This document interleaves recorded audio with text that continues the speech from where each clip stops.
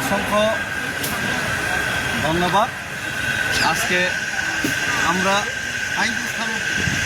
আগরতলা থেকে দিল্লি পর্যন্ত যে পেদল যাত্রা, এই পেদল যাত্রার অভিযানের অন্তিম দিন আজকে যন্তর মন্তরে আমাদের যে প্রদর্শনী, সেই প্রদর্শনীর মাধ্যমে আজকে সমাপ্তি ঘটবে এবং খুব শীঘ্রই আমাদের মহারাজা এবং আমাদের বিভিন্ন যারা এখানে পার্টির ব্যারিয়ার, পার্টির বাধা, সেটাকে অতিক্রম করে যারা বিধায়করা আমার ছাড়াই যে বিধায়ক মন্ত্রীরা এখানে যোগদান দেওয়ার উদ্দেশ্যে এসেছেন, ওনারা আসবেন।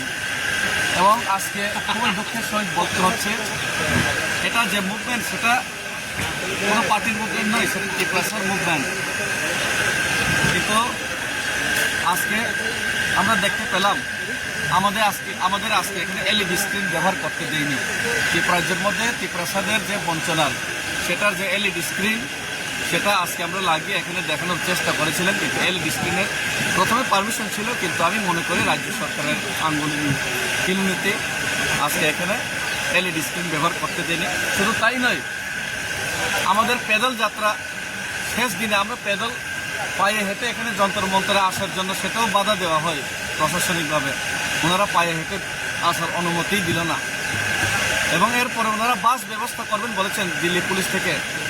সেই বাসটা ব্যবস্থা করার কথা ছিল, কিন্তু হঠাৎ করে ওনারা বাসও দিতে পারবেন না, পায়েও হেঁটে যেতে পারবেন না। এইভাবে আমাদেরকে আজকে এখানে আমাদের সাথে আমাদের যে ডেমোক্রেটিক গণতান্ত্রিক আন্দোলন, সেটার মধ্যেও বাধা দেওয়ার চেষ্টা হলো। এবং সেটা আমি মনে করি 110% সেটা রাজ্য সরকারে যারা বসে আছে, যেই নেতারা ত্রিপ্রাসা বিরোধী, সেই ত্রিপ্রাসা বিরোধী মনোভাব নিয়ে যারা বসেছেন, সেই নেতাদের আঙ্গুলি নিতেই আজকে ত্রিপ্রাসাদের গণতান্ত্রিক মুভমেন্টে পর্যন্ত আজকে বাধা দেওয়া হলো। সেটা আমি ধিক্কার জানাই, সেটা আমি দুঃখ প্রকাশ করি। এবং রাজ্য সরকারের এহেন এই যে নেতাগণের এহেন যে ওনাদের যে কাণ্ড কীর্তি, সেটা ত্রিপুরা রাজ্যবাসী এবং ত্রিপ্রাসার কোনো সময় মেনে নেবে না। হ্যাঁ।